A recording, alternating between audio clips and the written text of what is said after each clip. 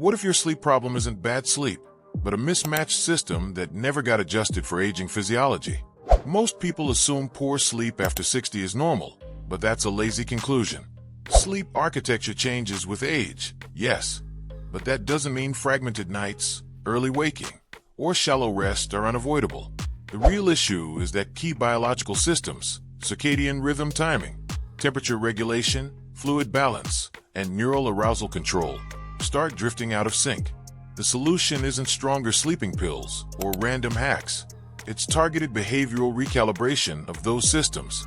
Below are 5 evidence-aligned, practical sleep strategies designed specifically for aging bodies and nervous systems. 1. Evening light reset, circadian recalibration. One of the biggest hidden drivers of early waking is a shifted internal clock that tells the brain, night is over too early. The action: get 10 to 15 minutes of natural outdoor light exposure in the late afternoon or at sunset. No sunglasses during this window. Why it works: the brain uses low-angle sunlight to calibrate melatonin timing. This delays premature sleep onset in the evening and reduces 3 to 4 a.m. wake-ups caused by a misaligned circadian rhythm. To go deeper, this isn't just about getting some fresh air. Your circadian rhythm is essentially a light-driven biological scheduler. It decides when cortisol rises in the morning, when body temperature peaks, when melatonin starts building up, and when deep sleep cycles should consolidate. If this system is even slightly shifted forward, something very common in older adults or people with inconsistent sleep schedules, the brain begins treating the night like it's already finished several hours too early. Late afternoon and sunset light carry a very specific spectral composition, lower intensity, higher red to blue ratio, and a gradual decline in brightness. This combination sends a precise signal to the suprachiasmatic nucleus, the brain's master clock, that daytime is ending in a natural, stable way. That matters because artificial indoor lighting does the opposite. It flattens the day-night contrast and confuses timing signals, especially when people spend evenings under bright LEDs or screens. There's also a second mechanism at play.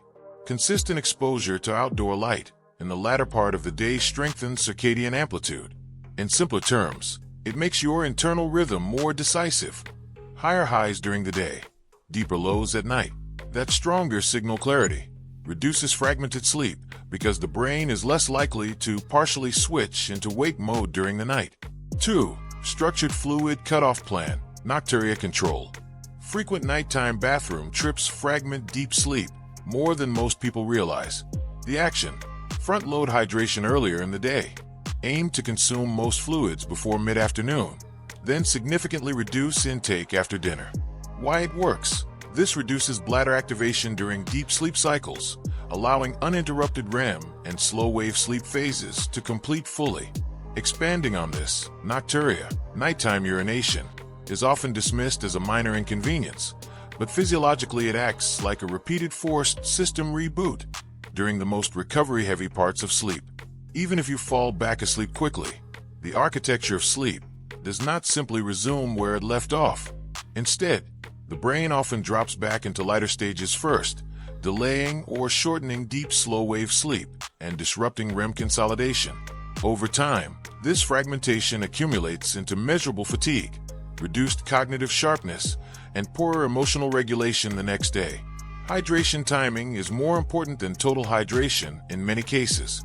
The kidneys follow a circadian pattern as well, meaning urine production naturally decreases at night under the influence of antidiuretic hormone ADH. However, this system becomes less efficient with age, stress, alcohol consumption, or inconsistent sleep schedules. When ADH signaling weakens, the body continues producing urine at a higher rate during the night than it should, increasing the likelihood of awakenings. Front-loading fluids earlier in the day works by aligning intake with peak renal filtration efficiency. During daytime hours, kidney perfusion is higher, sodium handling is more active, and fluid balance regulation is more adaptive. By shifting water consumption into this window, you allow the body to process and clear excess fluid well before sleep onset, reducing overnight urinary load. There's also a behavioral layer that often gets ignored. Many people unintentionally microsip fluids throughout the evening: tea, water, juices, or even hydrating snacks, without realizing the cumulative effect. These small inputs can be enough to push bladder volume over the threshold during the first or second sleep cycle, which is typically when sleep is deepest and most physiologically important. Alcohol and caffeine amplify the problem significantly. Alcohol suppresses ADH in the first half of the night, increasing urine production, while caffeine can have a delayed diuretic effect and also increases sleep fragmentation independently. Even moderate late-day intake can meaningfully raise nocturnal bathroom frequency in sensitive individuals. 3. Pink noise sleep conditioning, deep sleep extension. Silence is not always ideal for aging brains at night. Random microarousals often come from heightened sensory sensitivity. The action: play low-volume pink noise, rain, wind, steady ambient sound through a speaker during sleep. Why it works: pink noise stabilizes brainwave activity and reduces sleep fragmentation by masking unpredictable environmental triggers that cause microawakenings. Expanding this further, the key issue here is not the absence of sound, but the presence of unpredictability.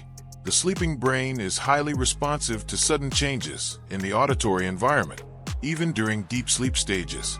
A distant dog bark, a door creak, or even a shift in household plumbing noise can trigger a brief cortical response.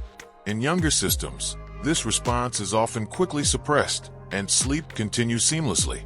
In older or more sensitized systems, however, these microarousals more easily escalate into full brief awakenings or transitions into lighter sleep stages.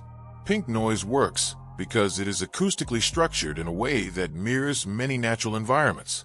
Unlike white noise, which can feel sharp and high-frequency heavy, pink noise has a balanced energy distribution that emphasizes lower frequencies. This creates a more stable auditory blanket that reduces contrast between background sound and sudden disturbances. The brain, receiving a consistent auditory baseline, becomes less reactive to small irregularities in the environment. There is also a neural gating effect involved. The thalamus, which acts as a sensory filter during sleep, continues to process auditory input even when consciousness is reduced. A steady sound field helps the thalamus maintain a consistent threshold for filtering stimuli, meaning fewer signals are mistakenly escalated into wake-promoting pathways. Over time, this reduces the frequency of sleep stage interruptions and improves continuity of slow-wave sleep. 4. Pre-sleep temperature drop protocol, sleep onset trigger. Falling asleep depends heavily on core body temperature reduction. The action: take a warm shower or foot soak 60 to 90 minutes before bed. Why it works: the warming phase triggers blood vessel dilation, and the post-warm drop in core temperature signals the brain to initiate sleep. This accelerates sleep onset and deepens early sleep cycles. To expand this mechanism further, sleep initiation is tightly coupled with thermoregulatory control in the hypothalamus. The brain actively lowers core temperature as part of the transition into sleep, and anything that assists this downward shift can improve both sleep latency, time to fall asleep, and early sleep depth. A warm shower or foot soak acts as a controlled heat load that temporarily raises peripheral skin temperature while encouraging vasodilation in the extremities. This redistributes heat from the body's core to the skin surface, where it can be released more efficiently into the surrounding environment. As soon as you step out of the shower or in the foot soak, heat loss accelerates, and core temperature begins to fall more rapidly than it would under normal conditions. This drop is interpreted by the brain as a physiological cue that the active phase of the day is over, reinforcing the circadian signal for sleep onset. Foot-specific warming has an additional advantage because the hands and feet contain dense arteriovenous anastomosis, specialized vascular structures that are highly effective at dumping heat. This makes distal warming particularly efficient for triggering systemic cooling afterward. A moderately warm shower is more effective than an extremely hot one, which can overstimulate the system or delay the cooling phase. Similarly, keeping the post-shower environment slightly cool enhances the temperature drop effect and improves the transition into sleep readiness. 5. Cognitive offloading routine. Overactive thinking at night is not a personality trait. It's an unresolved cognitive load. The action: write down tasks, worries, or reminders on paper for 3 to 5 minutes before bed. Why it works. Externalizing thoughts reduces prefrontal cortex activation during bedtime, lowering cognitive arousal and preventing middle-of-the-night stress wake-ups. There you have it, 5 practical ways to improve sleep quality naturally after 60. Whether it's adjusting light exposure, managing fluid intake, using pink noise, regulating body temperature, or clearing mental clutter before bed. Each strategy targets a real biological driver of sleep disruption. The key is consistency. Small daily adjustments compound into noticeably deeper and more stable sleep over time. If you found these ideas helpful, make sure to like the video, share it with someone who struggles with sleep, and subscribe for more practical, evidence-based strategies for healthier aging. Thanks for watching, and I'll see you in the next video.